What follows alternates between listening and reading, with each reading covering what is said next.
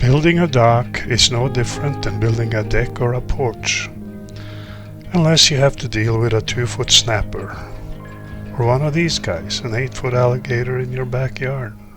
Anyway, for the posts, I cut points on 3x5 landscape timbers.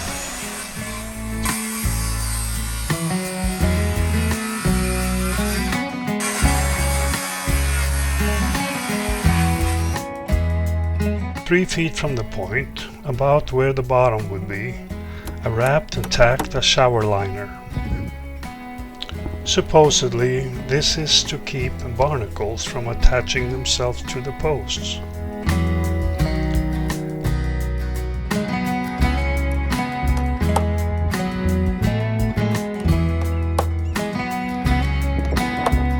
I spliced some 1x2s for temporary bracing.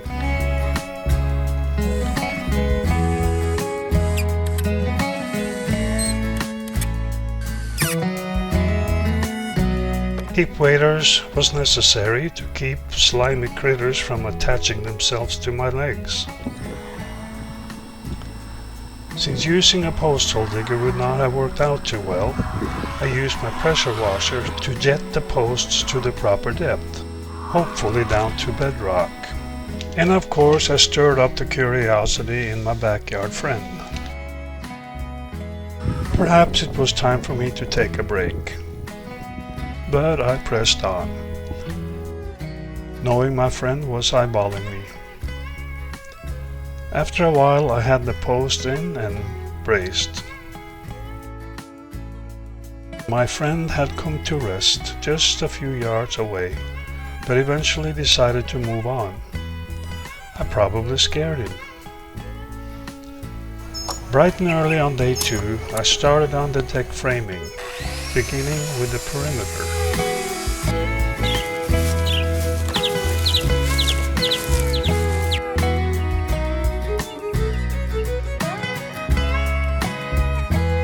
The elevation of the deck was determined by where the deck was to be anchored to the shore.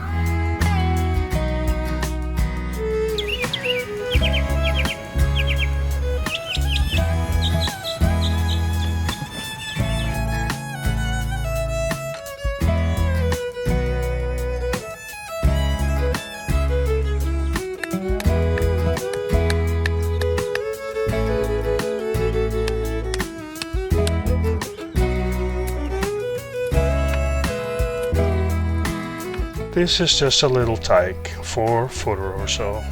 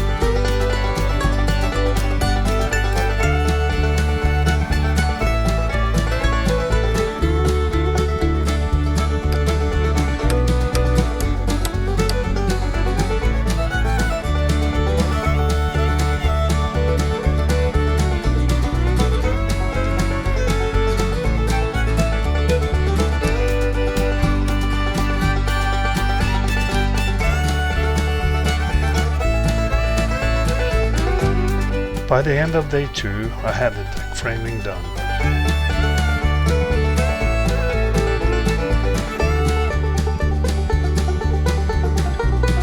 It was time for hardware, joist hangers, bolts, etc.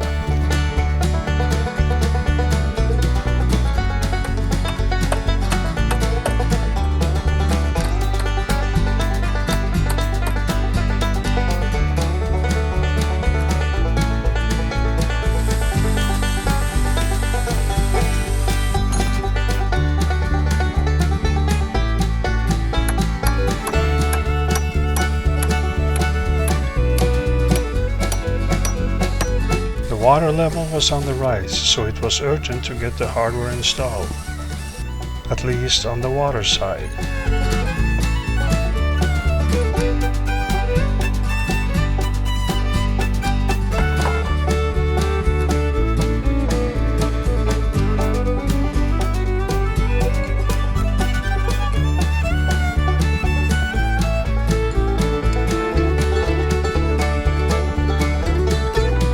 I use hurricane clips to tie joists and beams together.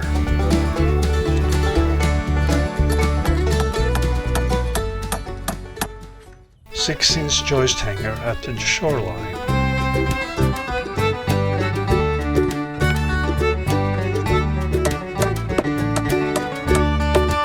Three 8-inch bolts at the posts.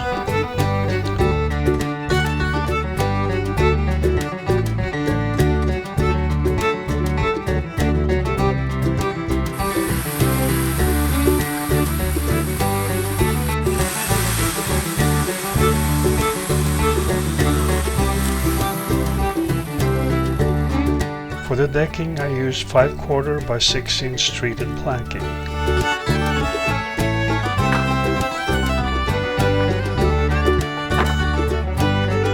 Fastened with 2-inch starhead deck screws. At the end of day 3, water was still rising.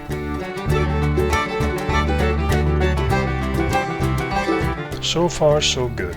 Next step will be the railing.